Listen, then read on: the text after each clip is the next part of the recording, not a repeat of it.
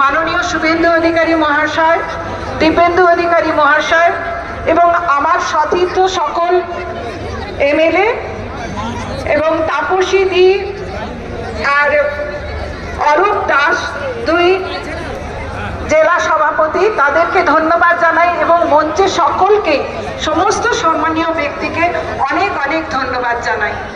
বেশি কথা বলে আপনাদের ধৈর্য নষ্ট করব না।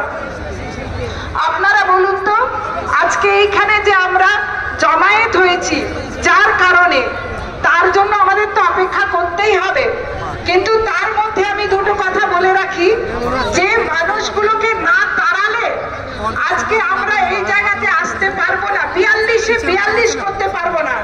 সেই ভদ্রমহিলাকে তাড়াবার জন্য যা কিছু ব্যবস্থা